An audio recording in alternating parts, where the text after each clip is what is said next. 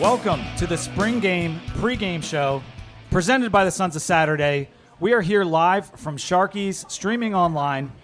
My name is Pete. Some of you guys might know me from Twitter. Some of you guys might know me as the co-host of the Too Deep podcast. But if you don't know me, we got some special fellas up here to help me out today. What we were trying to do is bring together some of the independent voices that cover Virginia Tech athletics, get different perspectives, and that's what this show is going to be all about. So I'm proud to introduce Brian and JT from the Boundary Corner podcast. What up, what up? We got Dan from the Tales of the TerrorDome podcast. Yeah. And you all know my last guest, former Virginia Tech offensive lineman and founder, one of the founding members of Sons of Saturday, Billy Ray Mitchell. Thank you, Pete, for putting this together. His introduction was way better than mine. And we start over. Well, listen, last night was awesome. We were at the Spring Jam. The Suns put that event on over at McLean's on 1st and Main, and I had a blast. You guys have any reflections on the night? How was it?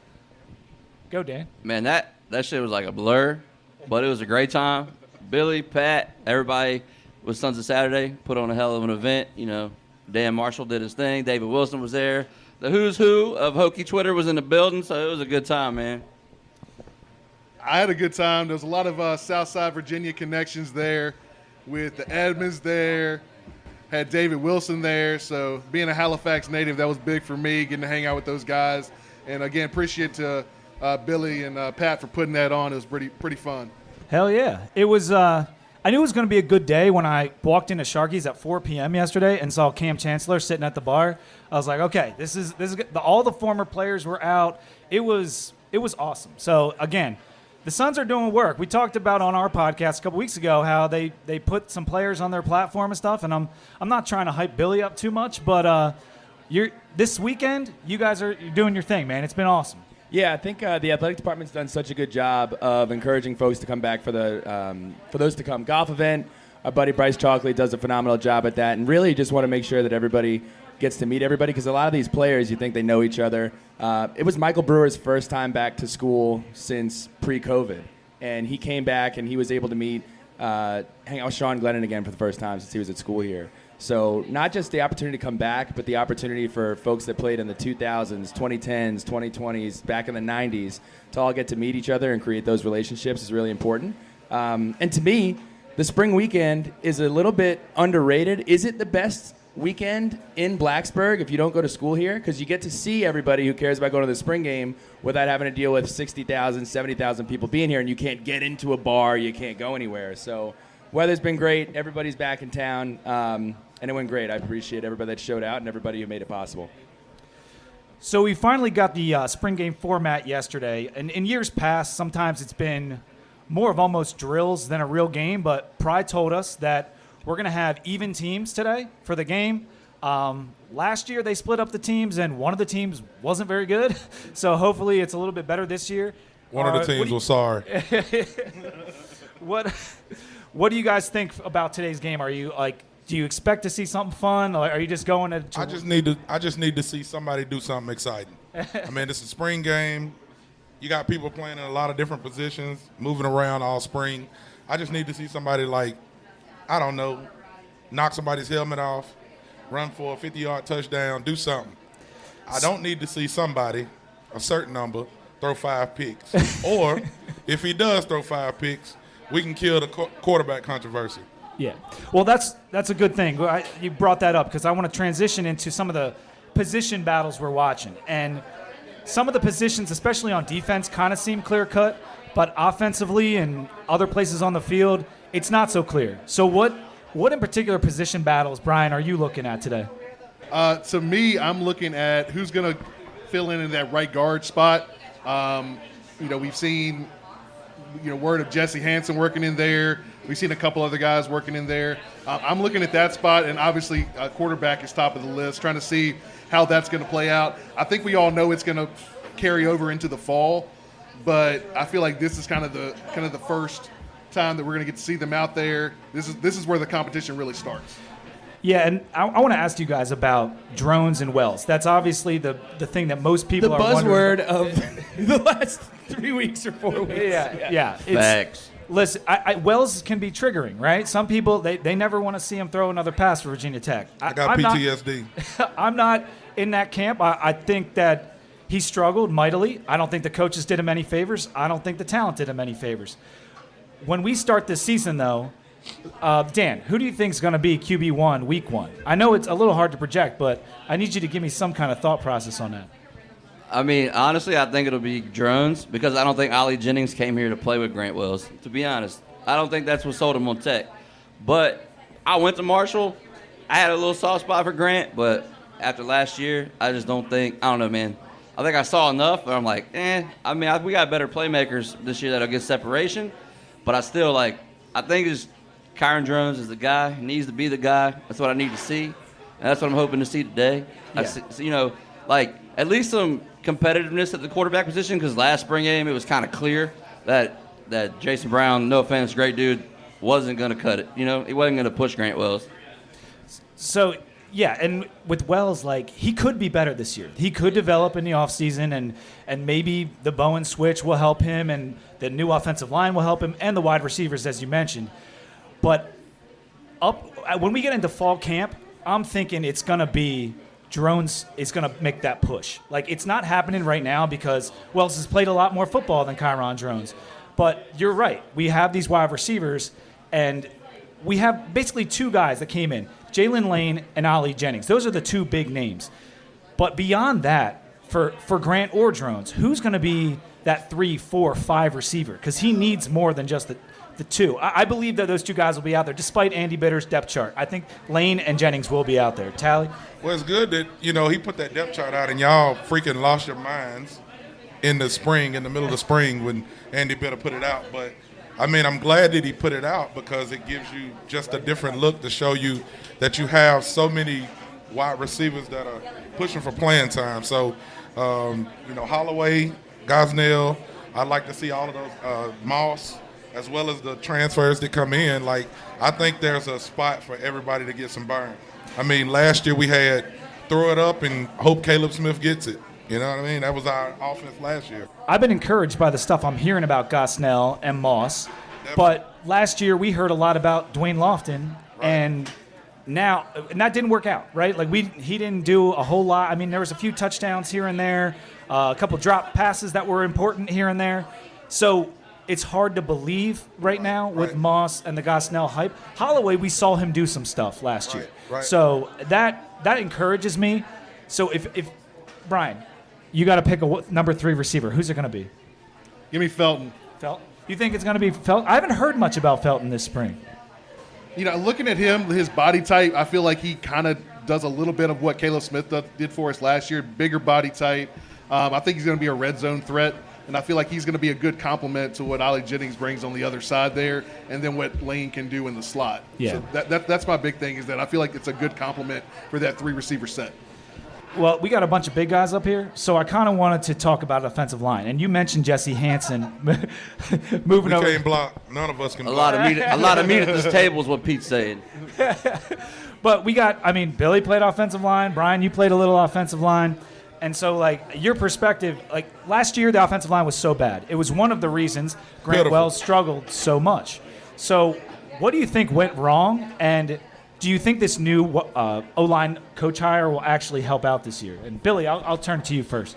Yeah, I think a couple of things happened. I think going into the year, we knew that unit wasn't going to be fantastic. It wasn't going to be fantastic. And Coach Rudolph came in with a lot of hype. And my personal opinion on Coach Rudolph is he was here for a year. He did a tremendous job at his previous school, which he was at for 10 or 15 years. So to go ahead and watch this 1 year where we openly were saying that everybody involved in the program, whether it was coaches, players, everybody else, everything was changing. People were learning on the fly, and you're expecting to see a dramatic improvement over a short period of time. It's not going to work that way. So it's not as much about who is it going to be that we're able to roll out there. I would say that guard spot is probably my biggest concern. I know going into it was the center spot. But can the unit play together well, and is the offensive coaching staff all going to be on the same page? Because it seems like Bowen and Coach Rudolph had a little bit of schematical differences, and we're just going to have to see what happens. And that's why I really think Grant Wells has been kind of the target that we've placed on, okay, our offense was our offense struggled last year. Grant Wells struggled, but so did absolutely everybody on the field. And with the roster thing and everything else, it's very easy to see Ollie Jennings, some of these transfers play at their previous school and expect, oh, that is the production that we are going to get at Virginia Tech. And it's also easy to go back and watch Virginia Tech games last year and say, oh, well, this guy sucks, or this guy's good, or this guy's bad. I don't know what it's going to look like. The spring game is going to give you a little bit of get them to get out there and play. They're going to run about 6 to 10 different plays, so you're not going to get a real good look at the scheme. But based upon who plays in that first quarter and about midway through the second quarter, those are the guys that are probably we're looking to give an opportunity to. And then second half, you get a chance to see all the young guys and who might be a bright star in a couple of years.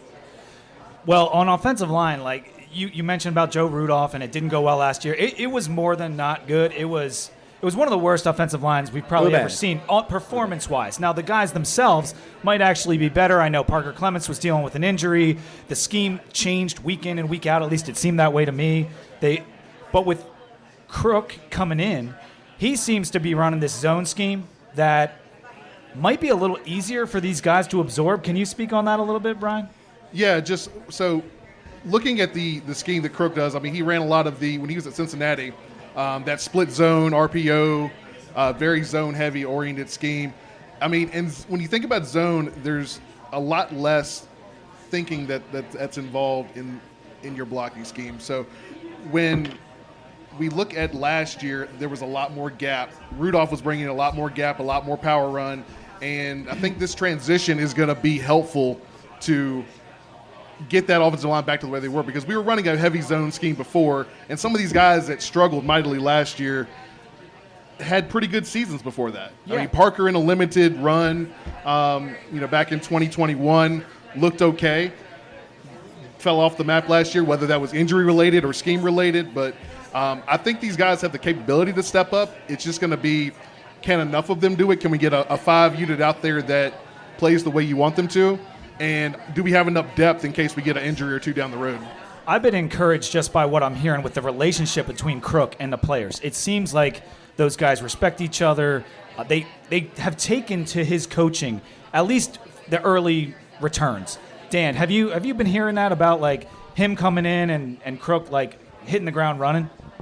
Yeah, I mean, you see the pictures online, right, of him at his former places, and like he's in the hoodie with the sleeves rolled up and the shorts, and it's snowing. That's a badass offensive line coach to me. That's like offensive line coach 101, right? He looks like one, for sure. But I believe him and Tyler Bowen come from the same Moorhead tree, right? So they already have similar views.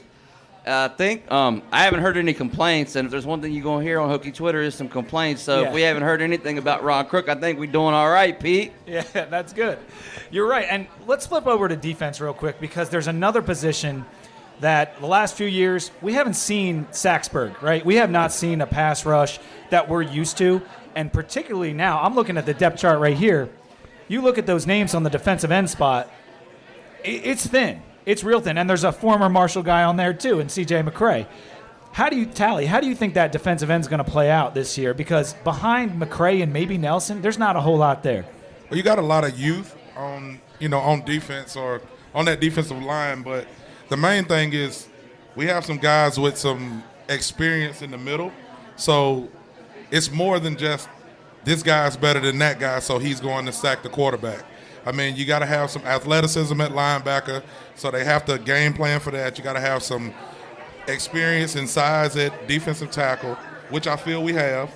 So if you can get a one-on-one, you can get somebody like a C.J. McCray or Payne or somebody on the end that possibly can beat that man to the edge, or I don't know. Let's bull rush a little bit. Yeah. Let's do some stuff. So. Well, with those 3 defensive tackles, our vets, Fuga, Kendricks, Pollard, I feel strong about defensive tackle, but will some of those guys maybe move around? Will they stand up some linebackers? Maybe we see Kavonta Jenkins coming off the edge. Or, you're going to have to get a little bit of – I mean, our defense is going to have to carry us. Even though we have more playmakers this year, our defense is going to have to carry us. So you're going to have to get creative. That's why I'm not a coach, because I just like to watch and talk shit.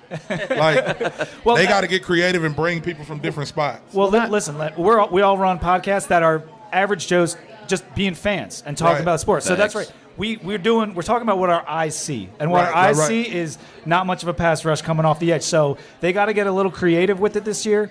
But we also lost a linebacker last year in Dax Hollifield. He's gone now. And we need a new Mike. That's a key spot in this defense.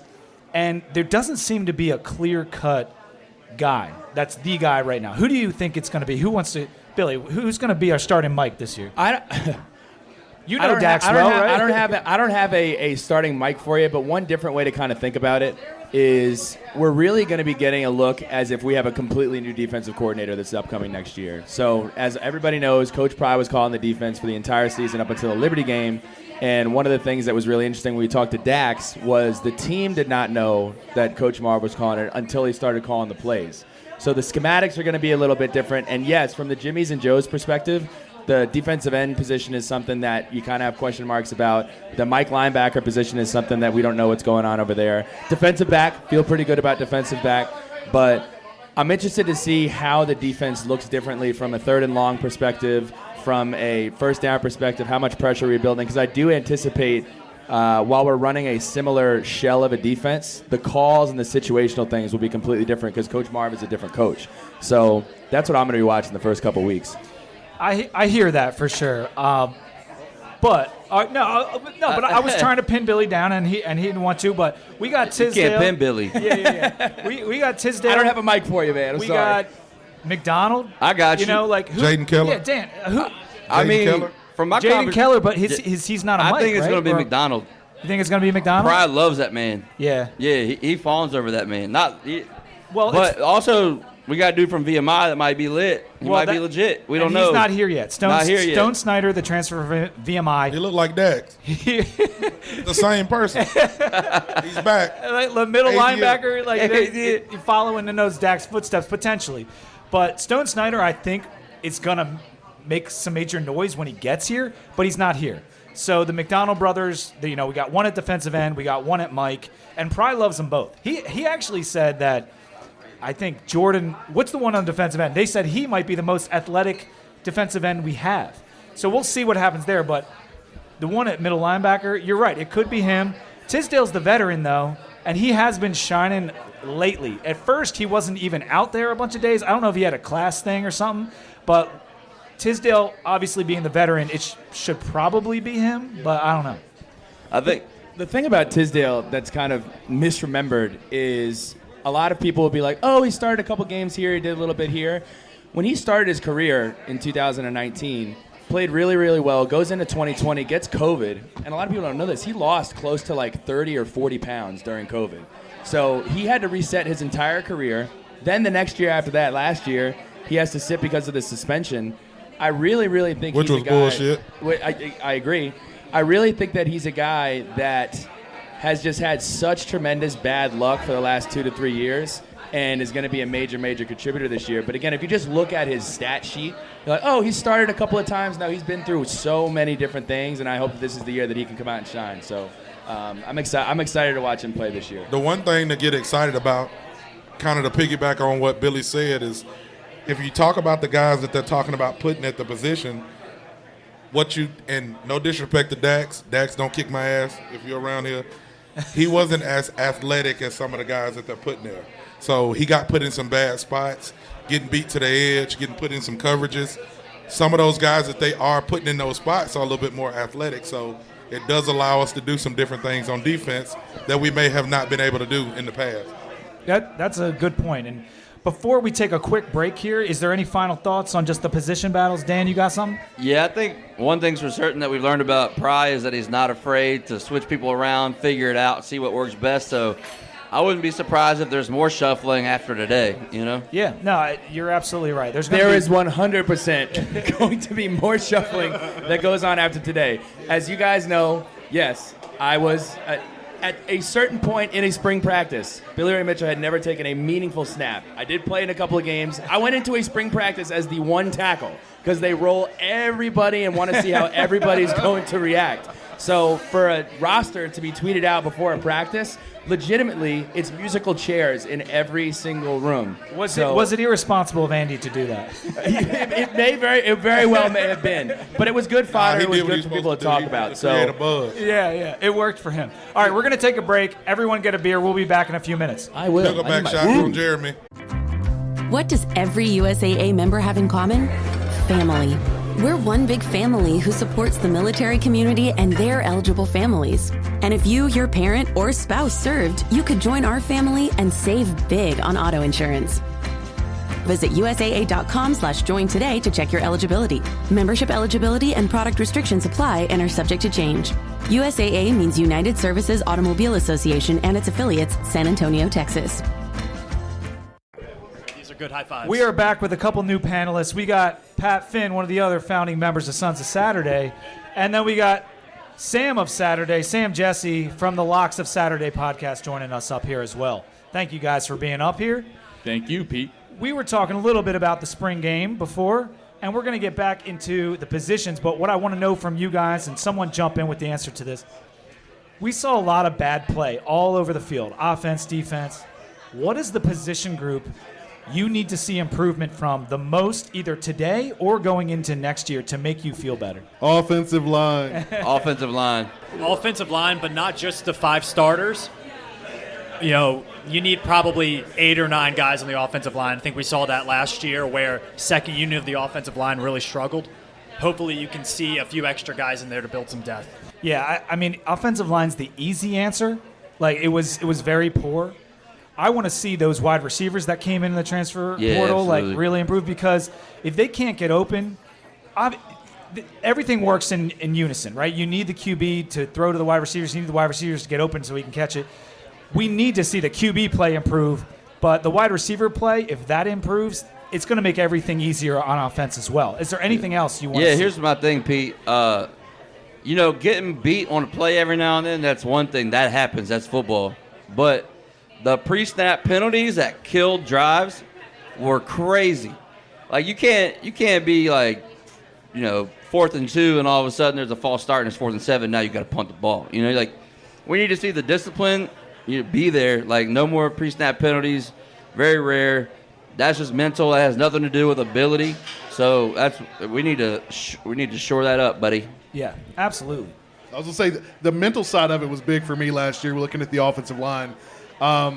They were thinking too much. It looked like they were thinking too much. And when you're thinking as an offensive line, it's going to be a struggle. You're going to have bad penalties. You're going to have complete brain farts when it comes to what your assignment is, because you're overthinking the process. Yeah. So I'd like to see them get a little more acclimated to this process and just get it going. Less thinking is always good in football, right? Like, just get and go, right? Yeah. And that's what the new offensive line coach, Ron Cook, has been talking about, is it's maybe not as complicated. I think you spoke to that earlier. And less thinking for some of these kids is a lot better.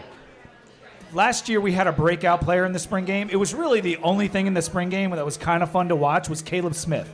We all remember him catching a few deep bombs. Sadly, Caleb's no longer with us. He's alive. He's just on a different team now. But Thanks for clarification. who is going to be this year's Caleb Smith today? Who are we going to see make a long catch, make a bone-crushing hit, get an interception? Like, who's that going to be today? Pat, you go first. I want to see Bashal Tootin.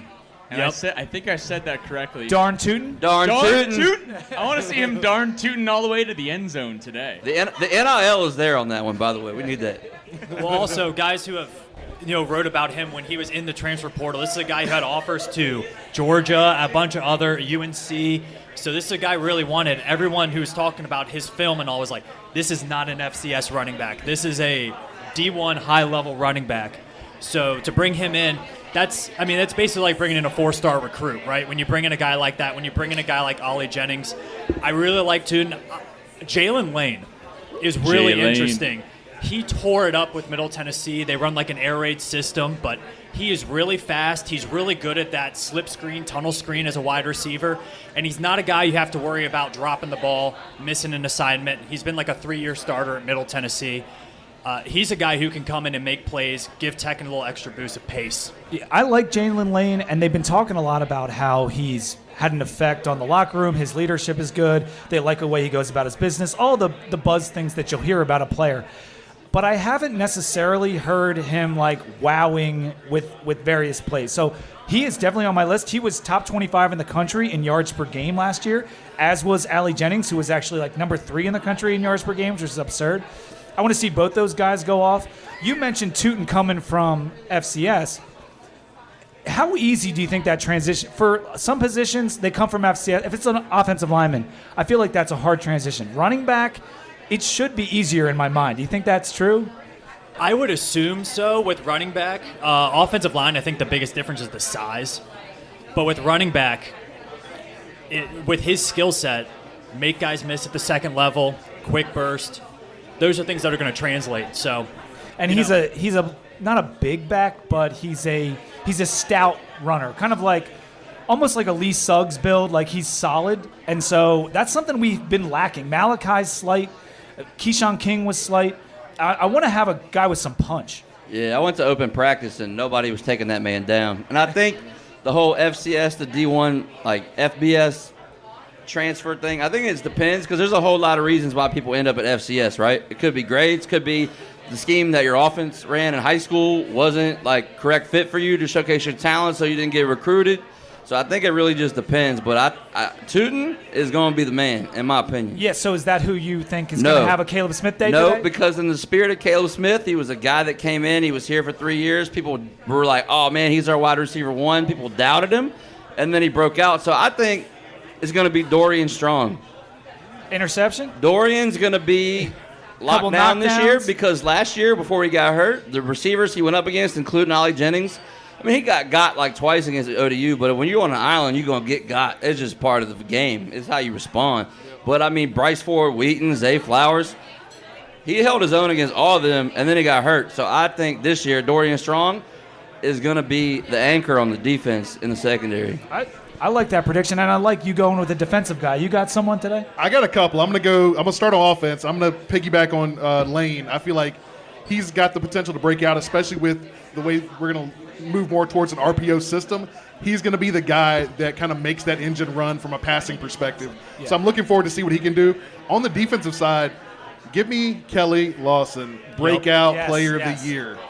I am looking for him to take a big step this year, and if he does, the defense is going to pop. Yeah, and Kelly Lawson's a guy they're already talking about. Marv talked about NFL potential. Once you start hearing that, it gets you excited. And let's be honest, with Tech the last couple years, draftees, guys like being high draft picks, that's not something we've talked a lot about. So having a guy like Kelly Lawson who you're kind of eyeing as that next like draft prospect, that's someone to watch for sure. I hope that it lives up. He can put on a lot more size. Like he's still like skinny for being huge. He's 6'6" or something.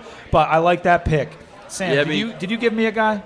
I gave you Jalen Lane. Oh, Jalen Lane. That's I right. think the defensive backfield in general this year is maybe the best position group on the team.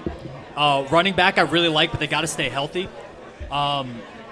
But, yeah, the defensive backfield looks really good. I mean, Peoples, Strong. Canteen is a guy we haven't talked about coming in. He's been really successful. Yeah. He was at Georgia State, I believe.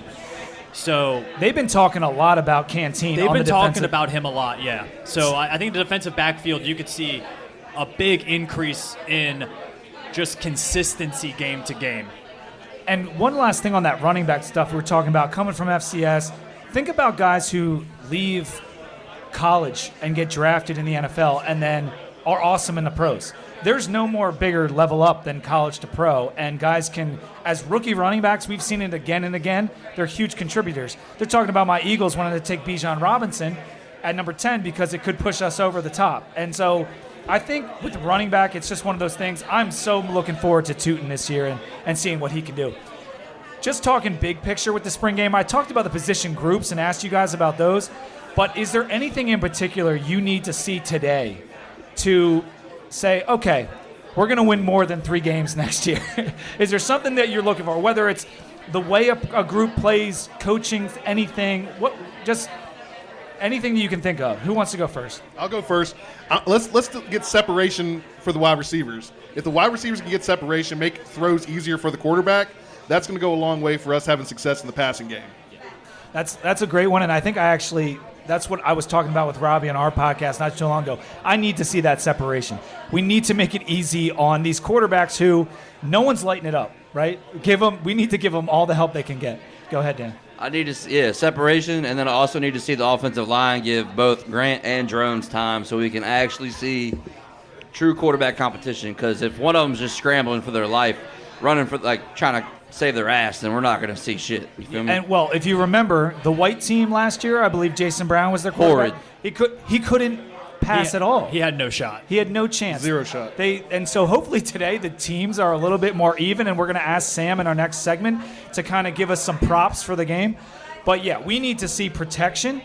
And it's weird because you want to see a pass rush, but you also want to see protection. And that's the balance of the spring game.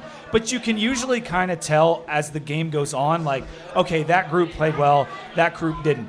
Pat, did you have a choice for something you want to see today to make you feel better going into next season? I want to see some aggressiveness from the defensive line. You know, I feel like so many times we were not putting enough pressure on the quarterback and we weren't forcing enough bad decisions. And obviously, you know, when they're going against our own offensive line, it's like, well, we want to see more protection from them too. But I think we really do need to see some more explosiveness from the guys coming around the edge. No, and an aggression is something that can be shown in a spring game. You're not going to hit guys after the whistle or knock their helmets off potentially, but like you need to see, you want to see aggressiveness. You want to see them run into the ball. Any final observations before we end this segment?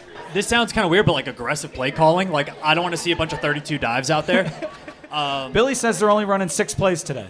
I mean, they probably are. I mean, you're probably working with like 2 or 3 pages of the playbook. It's going to be vanilla. And that's okay, but let's make it a really good vanilla. Facts. Vanilla can be really good. And I'm with Sam on Exciting vanilla. Well, Andy Bitter and Chris Coleman, they were on TSL earlier this week talking about the spring game, and I felt like it was getting beaten into my brain how much this is not a game and how much it doesn't matter, and basically if any guy has like an ankle twist, they're just like shouldn't play. That annoys me to no end. This is an opportunity to be on a stage, see how these guys react under the lights, all that kind of stuff. And I'm with Sam. You need to show me something. I need to see some short tackling. I need to see clean blocks. I need to see guys breaking those tackles. This is such a good opportunity to learn how these guys perform on a stage, and I don't like it when it's taken lightly. And maybe I'm the minority here, but I was so tired of hearing that. I love Andy, I love Chris, but don't dumb down the spring game. I love the spring game. Let's see what happens. Yeah, I think we'll all be disappointed if we see nothing but a dive, a little quick out to the tight end, and then a deep ball. Like, give me something different, a little something. Yeah. You know, don't show the whole playbook, but give me something to get excited about. Absolutely. Sounds kind of lame, but like have fun out there. Yeah, thanks. Like this should be the most fun game we watch. It should be balls to the wall, throw the ball deep, blitz every play, have fun out there, give people a show. People drove down here, spent a lot of money to come down here to support the team. Just put on a show for them. Yeah, and if we can learn anything from the women's basketball team and Kenny Brooks and all those girls, they made it fun. They just made the sport fun in a time when sometimes that's not. It sounds corny, but that's not what happens all the time. And so you're right. Have some fun out there. I think we can see some aggressiveness, though. When I was at open practice, you couldn't touch the quarterback, but, I mean, Antonio Cotman got yelled at by Pryford, like, stop touching the quarterback. I want to see that type of dog. Like, make them tell you to chill out. Like, I want that. Bring that shit. No, and I'm with you. Like, I think years ago they were talking about how someone hit Michael Vick out of bounds in a spring game. And I don't want to see any of that, but I do want to see. That. I do want to see some hits. Intelligent recklessness. Yes. Facts. Pat, that was well put. We're gonna cut it off there. Take another break. We'll be back in a couple minutes. Hot mic. Hey, bada, swing, bada. Hey, bada. Welcome back to our third segment of the Sharkies, Sons of Saturday, and all the fun podcasts here. We have the fun segment. We have the Let It Fly segment. But before we let it fly, we got some new guests up during this third segment. We have Ed Williams. Yeah! Woo-hoo! Ed Williams. There he is. Hear the audio. People are hooting and hollering for Ed over here. I'm pretty fired up about it. I've got a little crowd, yeah. Ed Williams is from the Sons of Saturday Hoops pod. He does a fantastic job commentating on basketball. We got Sam Jesse from the Locks of Saturday. Sam looks different than his pictures on Twitter. I hope in a good way. He's prettier. Oh, thank you. We have an unsung hero. The mask has been removed from Spider-Man over here. Dan, a.k.a. Treadmill Horse. What's going on, Treadmill Dan? Horse is in the house. Hey, guys. Thanks for having me. If y'all ain't following this man on Twitter, please go do it. He puts out some great fucking tweets. And when he walked up to me, he did not introduce himself as Dan. He was like, "Hey, I'm Treadmill Horse." Shout out to Mr. Horse, our guy. And Miss Horse. And Mrs. Horse. And then, of course, we have JT, a.k.a. Tally Bands, up here on this panel. Do not take shots with Jeremy.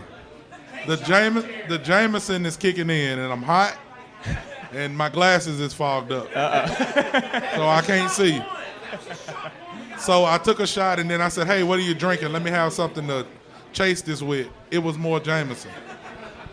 There we go. That's all I'll say. There we go. And then this, if you didn't already know, this is Pat Finn in the captain's chair for this final segment on this Saturday. Okay, so we're going to be talking tailgating. We're going to be talking eating and drinking. We're going to be talking all that good stuff. Hokie Twitter. We got 5 Hokie Twitter studs up here, so we'll be talking about that too. So the first question is for Sam Jesse over there. Sam, Locks the Saturday guy. Give us an over-under for the point total in today's game. What are you thinking? All right, so thought a bit about this, and if you aren't aware, the format for the game today is going to be regular 15-minute quarters, running clock in the second half, so they should get a lot of time out there. Over-under for the game, crunched the numbers, looked at it. I'm going to set it at 31.5. What are we feeling? Last year's score was like, 21-17? Something like that? It's low, but I mean, what are we expecting to see today? Because probably going to get drones and Wells in the first half, maybe a little bit of drones in the second half, but probably won't see Wells in the second half. So what are you feeling? 31.5. Always take the under in the spring game. Always. It's always a low-scoring game every single time. That's sharp. Yeah, the defense is definitely ahead of the offense, I would say, in terms of experience. I agree. And getting ready for the year, so I'll hammer the under there. I love that you just made these lines up yourself. It's phenomenal content. Hey, sounds like we're pretty unanimous on hammering the under in the spring game. I got a couple other props for you if Let's you're hit interested. it. So Grant Wells, over under 9.5 completions today. He had 8 last year with a couple of big plays, though. Over under 9.5 for Grant Wells. How many completions to the other team? That does not count, but we'll get to that in a second. All right, my bad. Any other props, Sam? Yeah. Well, hammer the under on everything, including completion. Well, okay, So Kyron Drones, 7.5 completions. Under. under. I hope we see him run a bit. The I know they don't want him expectations to- are very low from this panel. All right, I'm not even going to do passing yards then. Do we get 200 passing yards in total in the game? Yes, Yes. we will. Okay. There'll be a couple long plays. We'll go with that. All righty. Turnovers, 1.5. Over under 1.5 turnovers. I think Over. you always We going get over. a couple turnovers in the spring game. I think we'll get 2 or 3. All right. What do you got, Ed? I'll go under. We'll go under there. I would hope that the quarterbacks aren't under too much pressure and as a result don't turn it over. So we'll go under. We'll go with 1, but not 2. 1. Okay. I would like to see only 1. Maybe like a nice diving interception somewhere. No fumbles. Ball security is drop security. All right. This is a fun one. First play of the spring game. Rush or pass. We'll get the juice onto rush at like minus 150. If you aren't familiar with betting prices, that means that it is favored. Rush or pass? What about punt or field goal? What are the odds? Like plus 900? This is a two-way market, but we can do first drive props. We can do all that. So Pat has them punting on first down. Yeah. I've been chatting with Stu Holt. He's going to punt on first down. I think it's going to be rush up the middle to Bashal Tootin. Rush by Tuden on the first play. I like that. I think Rush. Rush first Yeah, play. rush by Malachi Thomas. I'm going to switch it up. I think we're going to see a play-action pass first play. Play-action pass, 5-yard out route to the tight end. I think that's what we're going to see first play. Which tight end? Nick Gallo. Maybe Nick Gallo. Is Wright hurt? Is Wright playing? I think Wright's good to go. Okay. But, we'll see today. It's always tough with injuries in the spring. A lot of times I keep that under wraps, or if a guy's just feeling a little off, they won't play him today. So I don't think there's going to be a hard and fast injury report for today until right before kickoff. Definitely. And that's all I got for any degenerates out You there. said that's all you got. That was a lot. You had a lot of stuff right there. I can get you more. We can do a little side sports book here when we get off the mics. Y'all better put this man on FanDuel. This dude ain't playing. Thank you, Sam. Fantastic props thrown around there. All right, so we're going to move this discussion over to the Twitter sphere. There's been a lot of different personalities or personas here up on this panel. It begs the question, if there's something big that happens in Hokie Nation, which outlet and or Twitter person are you looking for a reaction from first? Dan, we'll start with you. All right, there's a bunch. I mean, since he's here, I always look at what Hokie Pharmacy had to say. He had to take a little bit of vacation from Twitter. I like his opinions on things. I looked at Pete, so Pete always has really good opinions. Like, obviously the Suns, like, whatever the Suns have to say. Billy and Pat, I listen to them. Like if it's something really big, OX doesn't always like chime in, but if it's something big, I listen to OX. Yeah, I mean, I'd say those are the big ones. But yeah, I mean, honestly, I'm trying to see like a lot of perspectives, like big accounts, small accounts. I just want to see what everyone's saying and just kind of get a feel for what the fan base is thinking. Tally, you look like you're ready to jump in here. And I was just listening. I was trying to listen to what everybody had to say. I guess if it comes down to it, I'm gonna start a space, and I'm gonna hear from user 579378 in the Twitter sphere how bad we suck and how nothing is going right. But nah, if something goes on, I'm probably gonna look at Don V. I'll look at Don V's tweets. I'll look at Pete. Pete and Don V is probably the most controversial that you can go at because Pete doesn't give a damn. Like, he knows how to stir people up. I like that. Treadmill horse. I like seeing treadmill horse and stuff as well.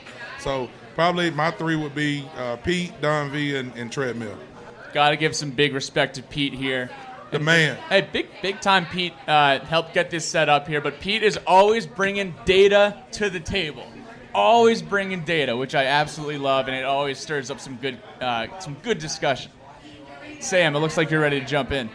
Oh, shoot. Well, I would say on a more serious football level, Dwight Vick is really informative, and I think he does a great job of giving an informed opinion, but also like letting his fandom talk a bit, right? So I like that. And then, of course, Diablo fan account. I mean, if Tech has a win, I'm refreshing Twitter for that video edit because I know personally that he has it locked and loaded for every situation.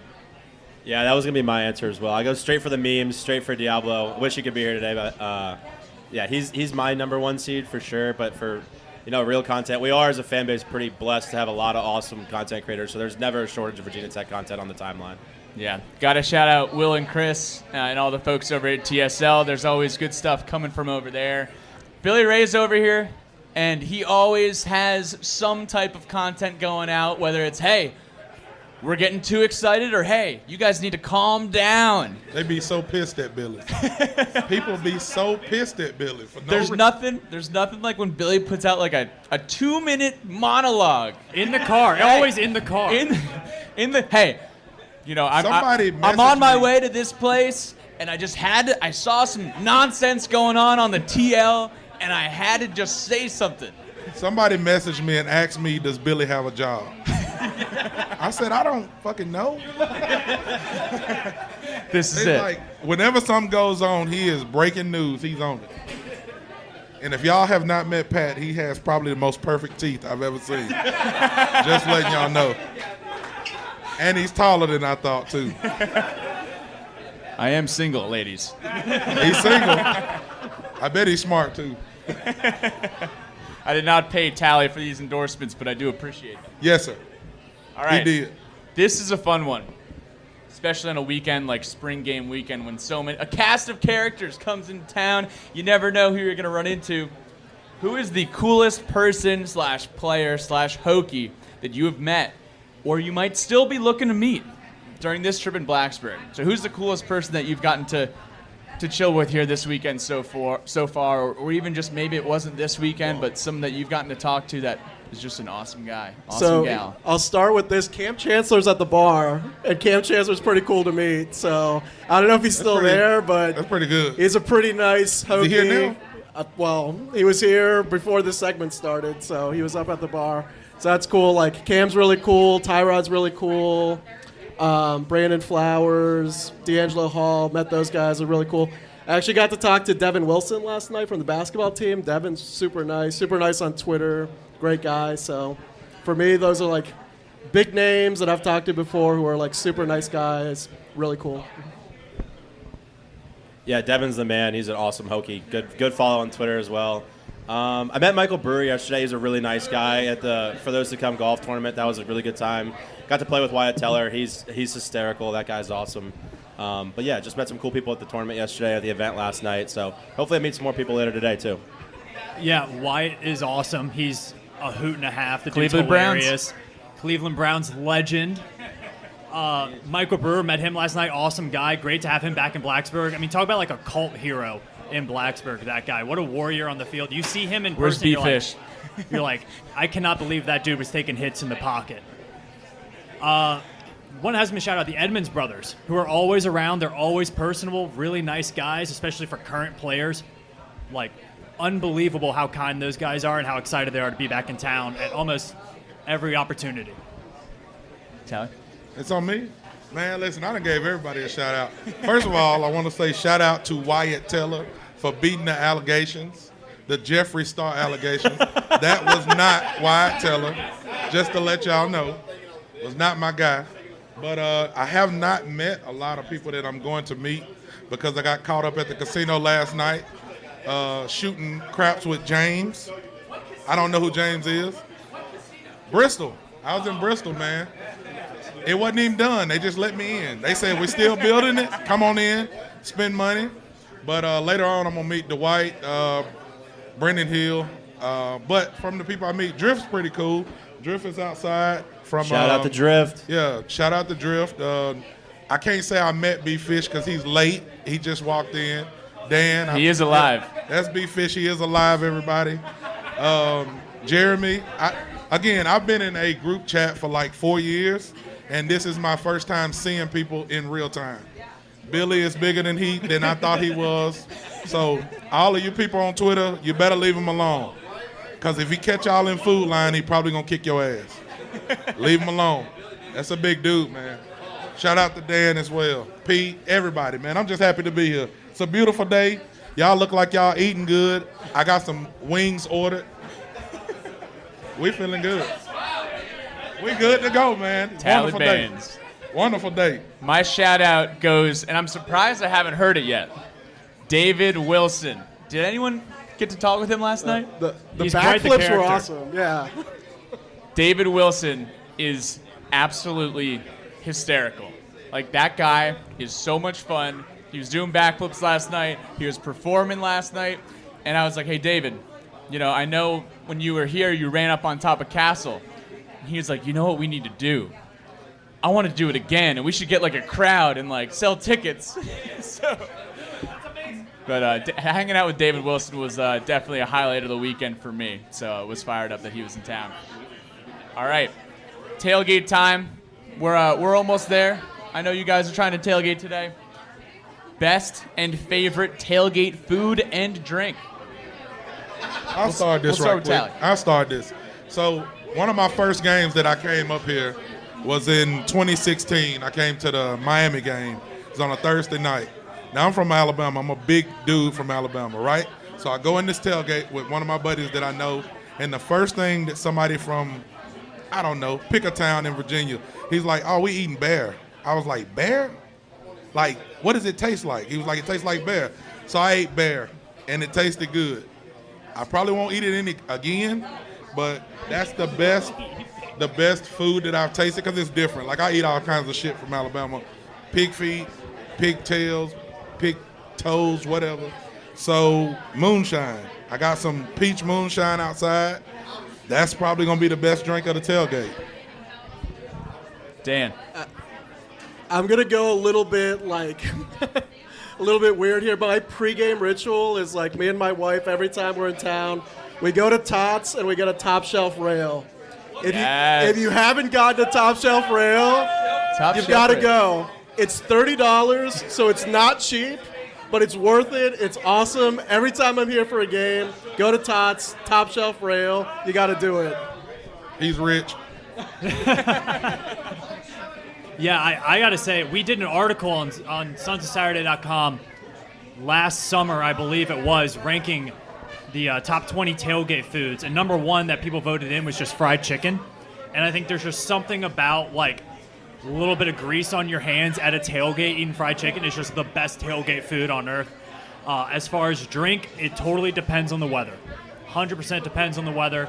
But a pitcher of what is this? We got but Miller Lite. Pitcher of Miller Lite. Nice and refreshing. Basically hydration with water. So yeah, it's healthy. So I got to go with that. Yeah, for the early season warm weather games, absolutely Miller Lite. Later in the year when it gets cold, you can mix in some bourbon, stuff like that. Shout out to Jeremy. As far as food, anything off the grill, burgers, hot dogs, sausage, chicken, anything that someone made at the tailgate is always a go-to. If you got a grill at the tailgate, that's a winner. You won the day already. You did your job as a fan if you showed up with a grill to the tailgate. My favorite tailgating drink. I think when I think of fall and football, I think of like bourbon and whiskey. Yesterday we played in the golf tournament and they had Jack and Coke in a can. Fire. It was awesome, and I was having a sip of it. I was like, I feel like it's fall. So that's probably my favorite drink. And then I like buffalo chicken dip, man. Any dips are what I'm gonna be looking for out in the lots after this. All right, we got 2 more questions here. I feel like this was put in here specifically for the man to my left. Is Enter Sandman an appropriate music choice at the tailgate? Who is listening to Enter Sandman at the tailgate? Come on, man. I understand. Enter Sandman is a great pregame ritual. But ain't nobody listening to that at the tailgate. Is anybody listening to it at the tailgate? Enter Sandman. Hey, y'all listen to Enter Sandman at the tailgate? He lying. Wait, man, you got to put on some Lil Baby. We can go back to some old school. I'd rather listen to Temptations than Enter Sandman. I'm going to calm down. I listen to Enter Sandman on repeat at the tailgate. My God. All He's tailgate also long. drinking top shelf rails too. He's spending $30 on rails. That's rich people stuff. Normal people ain't doing that. I'll even tell you, as a huge Metallica fan in general, I don't even listen to Sandman at the tailgate. You gotta wait. It's gotta be that one moment, and then you're done with it. We don't need to play it through the rest of it. It's gotta be that one special moment, and then you're done with it. Yeah, it's very situational. I only want to hear it one time that day, and it better be a win after that. Well, I will say this too. I think Enter Sandman follows me because I have Sirius Radio, and I'll be listening to like the R&B station, and Enter Sandman will come on. I'm like, Jesus Christ, where did this come from? So I guess I gotta like the song because it's showing up everywhere. So country music at the tailgate. All right. Country music. Back in the day, we had to sneak alcohol into Lane Stadium before they started serving beer. What was your method of sneaking it in? Just throw a couple airplane bottles in your pocket. That's it. Real simple. So what Pat really wants to know was who was sticking bottles up their butts. Somebody was doing it.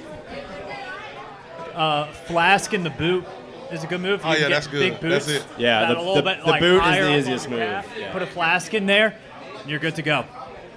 What about you, Pat? All the above, man. All the above. I didn't do that. I was a good kid in Pat. college. I didn't do that, though. So Pat was not sticking bottles up his butt. All right, on that note, that's about all the time we have here at Sharky's. But wanted to thank everyone for coming out. If you were listening, wanted to thank our friends at Sharky's Blacksburg. It's where good friends go. Woo! We absolutely love it. Got to give a big shout out to Pete, man. Pete Yeah, put all yes. this on. Shout out, He Pete. put a lot Shout out to Pete. lot of work into this, man. Appreciate you, Pete. So for Sons of Saturday, Boundary Corner, Tales from the TerrorDome, Too Deep. Too Deep's the reason we're here, man.